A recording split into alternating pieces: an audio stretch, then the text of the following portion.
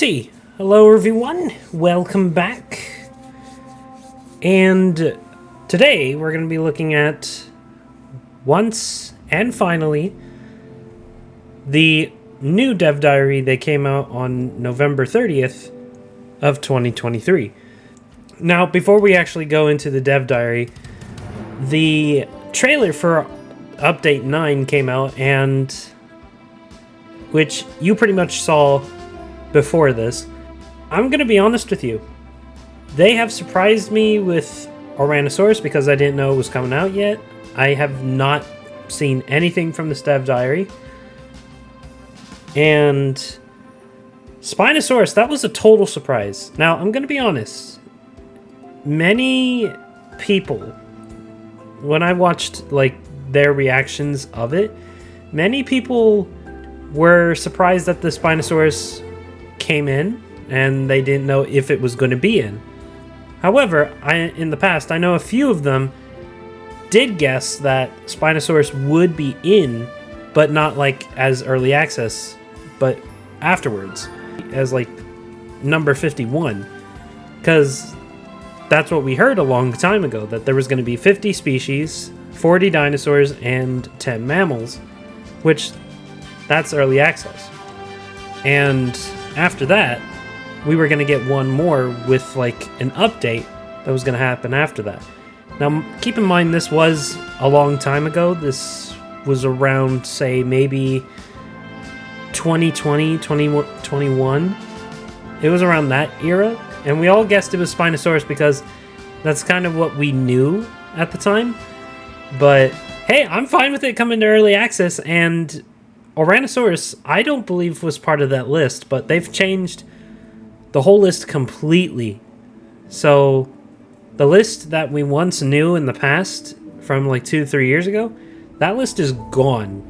Say hello to this new surprising list, to where we have no idea what it is. And honestly, I say that's better, because if we don't know what it is, then it'll be more surprising for us and more encouraging for us to find out what species we are going to get. So, I don't know, that's my opinion. But my gosh, the trailer, it was so beautiful. That map, the biome, that's going to be beautiful. Oh my gosh. Anyways, that's just what I wanted to say about the Update 9 trailer. All of them look so beautiful. Muttaburrasaurus, Carcharodontosaurus, Spinosaurus looks awesome as heck. And what else was there? I know there was one more species. There was Muttaburrasaurus, Oranosaurus. It's right in front of my face and I haven't even said it. Wow. But yeah, that's all I wanted to say about Update 9. They're all great choices. And it's great to see mainly scientific accuracy within this game. Now, going into this dev diary, let's start it. Update 8 is now available to all players. This massive update that introduces Velociraptor, genetic mutations, rewritten animal locomotion, AI, and more. You can find the full patch notes for Update 8 here. We will be releasing hotfix as soon as possible to address a few leftover issues from the public testing branch. Thank you for your patience. Which they did release this, and they did do a hotfix after it. So, alright, so Update 9 coming soon. For the past little while, Update 9 has been cooking in the oven. It's been cooking so well, in fact, that we'll actually be announcing the release date in a few short days. Well, maybe I should have done this first, before that had happened, but oh well. I kind of think it's better to talk about the trailer and then, well, just for a little bit, and then go right into this, but oh well. As a refresher, this upcoming release will be bringing 3 new animals to the game alongside the grassland biome. A brand new map set in Tanzania, yeah, we know about that, and swimming, yep, swimming. Oh my gosh, you don't know how many times people are going to put in swimming. Oh, we can click on this, nice. Now, I do believe this was in the trailer, and right now it looks really gorgeous. And I do believe that is a water trough over there. I don't know. But I do know that this looks like it's for one of the three, but I don't know what. The content within Update 9 is super exciting, but we've also got some great tech news to share too. Navigation for both animals and guests will be improved with not just smoother pathfinding, but faster pathfinding. We've created a custom algorithm and filtering system that offers a 3 times boost in performance whenever an animal or guest decides where and how to get a destination. Players will also be able to see significantly reduced load times when Update 9 releases, particularly on dense saves, with hundreds of thousands of pieces. Improvements like these are all part of our ongoing effort to improve Prehistoric Kingdom's performance and ensure we can get the game as stable as possible. And what is that? Camarasaurus? This is still a beautiful shot. Got a little bridge right over there. One of the new species, a classic of Cretaceous Africa. We are pleased to reveal your final animal for Update 9, the magnificent Ouranosaurus. We did see this skin in the trailer, but it's still a good skin. To me, it's still kind of better than like the other skin that the Lambeosaurus has, but that's just me. Having once roamed the prehistoric floodplains of West Africa, Ouranosaurus is best known for its stunning sail made up of tall vertebrae, my bad. Much like one of its cousins, Iguanodon, this ornithopod also features spiked thumbs on its hands. Unlike Iguanodon, though, Ouranosaurus walked upright as a biped, getting on all fours when it had to get low to the ground. Ouranosaurus looks like a very beautiful animal, and we got like 3 skins in this shot alone. So we got one skin here, we got another here with the yellow on top. This one doesn't have that yellow, but this one does. It has the markings in the yellow and a stripe leading from here to its eye. Here we have one where it's kind of like this one, but they're more wide open and it has like a red top. But of course this also could be like male and female, because technically there are 3 skins. So this could be a female version of either that one or this one. I don't know. This one could be very much a female and these 2 are just males. So, because I'm kind of forgetting about the skin we just took a look at right above. Yeah, and here's the one we were just talking about.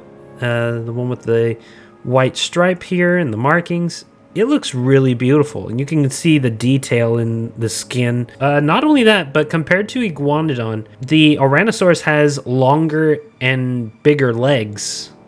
Well, more so longer legs than bigger, but it doesn't have longer front limbs like Iguanodon has. It's kind of like saying for us. So like how the Ouranosaurus and the Iguanodon, like the Iguanodon can walk on all fours all the time because they have long front limbs but short legs. That's why they can walk on 4 legs for most of the time. But for Ouranosaurus, they have longer legs and shorter front limbs, so they can't really do that unless they go down to the ground. That's pretty much the only time. Another good example of this is us and apes in general. Whenever you look at an ape, you see them walking. You see them walking on their knuckles, and they're technically just walking on all fours. But why don't we do that? Well, because we have the same thing as Ouranosaurus. We have longer legs and we have shorter arms, whereas apes have longer arms but shorter legs. Next up, we have swimming. We saw this for the Smilodon and for the Spinosaurus. Here we have a little picture of it, of the Protoceratops. Get ready to watch your animals splish and splash their way around Update 9. This exciting addition is an extension to our brand new locomotion systems, introduced in Update 8, allowing all animals to glide or doggy paddle their way through the water seamlessly. We're going to take a look at this. It just looks so great. You have this one drinking and you have that one swimming. That'd be kind of weird. Like for us as humans, that's weird that you would be drinking from the same place that you're swimming or taking a bath in. But for animals, they don't care. They don't mind. Swimming will be available for all animals regardless of their shape or size. Just ensure the water in their habitat is deep enough and they'll dynamically transition into a swim when entering the water. You can see some work in progress footage below. It's always bigger without clicking on it. So the T-Rex as we know from Prehistoric Planet, was actually a very good swimmer due to its hollow bones. Well, that of big lungs and hollow bones. So, hence, it was a great flotation device. I'm just going to say it. Having T-Rex swim is great. If an animal were to fall into the water, deleting a platform from beneath them, or enter from steep shorelines, you might even catch them briefly sinking and ascending to the surface with buoyancy. No Tyrannosaurus were harmed in the making of this GIF. Down the line, we definitely love to introduce some semi-aquatic creatures that can really take advantage of this system. Spinosaurus.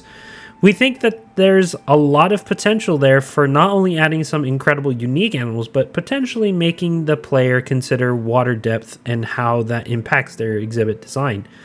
If this is something that sounds interesting to the community, be sure to let us know. And here we have the Edmontosaurus at night. All right, Scelidosaurus in their habitat. This habitat looks gorgeous. I'm not gonna lie. Who made this? Incog. Well, you made a very gorgeous habitat for the Scelidosaurus. Well done. That's a great shot from Rain. And a desert habitat, which I'm guessing was used mainly for the cacti, but also for a species in here. We can't click on it. But I bet this was used for either the Velociraptor or maybe even the Protoceratops. But it still looks really good, Lucy 257. All right. Thank you for reading November's Dev Diary. As this is our last Dev Diary of the year, we'd like to wish everyone a happy holiday and a fantastic new year. Dev Diaries will return at the end of January, where we'll be detailing what's to come in the new year. Update 9 is right around the corner, so we hope you look forward to seeing the trailer in just a few days. We already did. Stay tuned and make sure you follow our socials to stay up to date. The PK team. Yeah, and that's it. Have a great day/night, and peace out.